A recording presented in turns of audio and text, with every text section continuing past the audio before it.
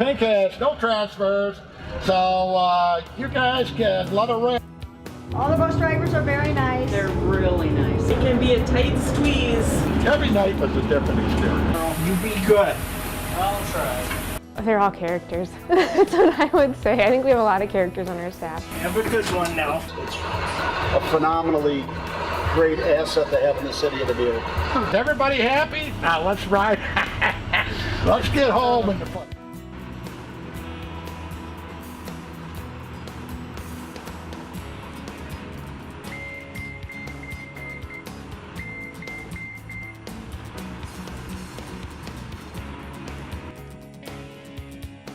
So the Jule's public transit service.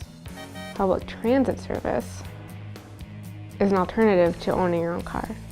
And historically public transit was provided by a private utility, electric utility, and it was electric rail back in the early 1900s.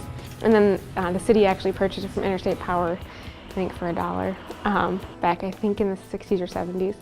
And then has been part of the city ever since. The old-fashioned way of counting passengers. So fixed route service is what most people are familiar with. It's the buses with the bus stop. Cities started to provide additional services, and state and federal dollars kind of started to come into play. That's when a lot of those services kind of merged together.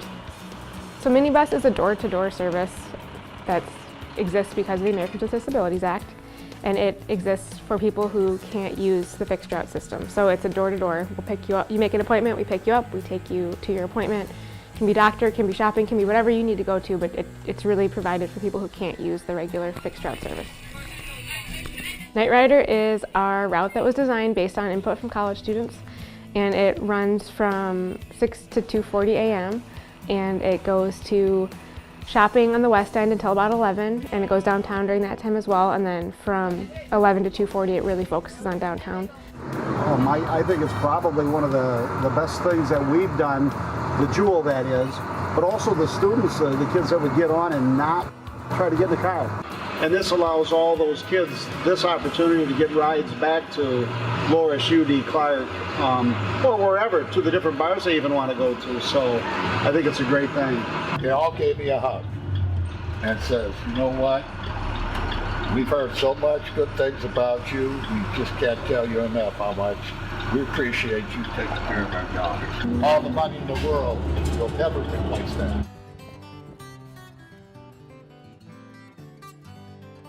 My dad had me in a dump truck when I was 16, so I didn't really ever have any problem. We have a lot of different people who come in and want to drive for us. I like the thought of this one because you're still helping people every day. I would say we have a lot of retired truck drivers, and those guys have their own personalities, and they're great. Driving your living room down the road. We have a lot of people who talk about like being interested in government and public service and just wanting to help people. I retired after 28 years on the local police department, and it's kind of fun because I still deal with a lot of the same people I used to deal with, but now I'm actually giving them rides home. And then we have a lot of people who came from like sales and customer service, and who they just really like people, and they wanted to try this out. My favorite ladies right there. A lot of our focus has been on finding people who have really good people skills. Thank you, sir. So our goal has been to find the right personalities and then teach them how to drive a bus. They hired me to run the Night Rider. We were on that for 3 years, and my wife had a cancer problem, so she didn't want me working, so then I went from the Night Rider to days. Everything's fine now, and it's a different program. Daytime, we run about 1,500 riders a day. They're on their own, but they're also part of a team. So like they're out there, they're solo. There's not anybody else with them except for passengers. And they're always communicating on the radio. Yeah, just tell them I'll be over there when the train So stops. they're doing what they have to do to keep the thing flowing, but they're totally alone. Wait a minute, that's no longer my concern. I just need to get these kids somewhere safe. Even though we have our standard, like here's how we want you to do this, or if somebody's behaving this way, you know, try to handle it this way. They still all have their own way of dealing with the craziness that is public transit on a daily basis. They're all really good at dealing with people. We have a very strict safety program here. For obviously, we're carrying people, and not only is my life in jeopardy, but the people that are riding the bus. The system teaches you to pay attention to your surroundings and never get caught where you don't have an out. And there have been times at that intersection where I come out of Target, where it sits at Highway 20. The one day I'm sitting there and the light turns green and the semi is about a half block away. He's not stopped. I know, I drove. He's not stopped. He's got 82,000 pounds. And so I waited. He went by the intersection. There's a lady sitting to me. She says, "How did you know he was going to run that red light?" Well, I didn't know for sure, but I didn't want to be dead right. So you learn to anticipate other people's faults. And like I said, you don't want to be dead right. So I had the green light. What good does that do if we're all dead? So it's up to us to, as a Jule driver, to try to anticipate what they're going to do. And sometimes it works. It does work. They care about what we do as public transit, so they're not just, it's not just a job.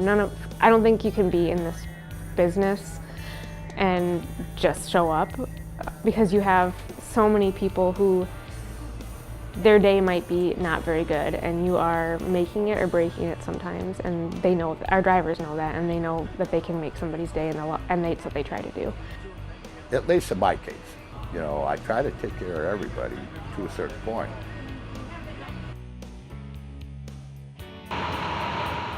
When you ride a bus, you are probably going to walk some distance to that bus stop, or from where you got dropped off to where you're going. So there's health benefits.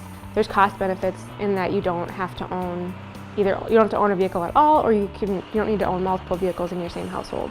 So the cost of a car, when you actually think about the full cost, including insurance, gas, a car payment if you have one, it's not cheap. And then you have parking costs too in addition to that. So if you can go from 2 to 1 and use a bus and walk and bike to complement that vehicle, it's a huge cost savings in the course of a person's life.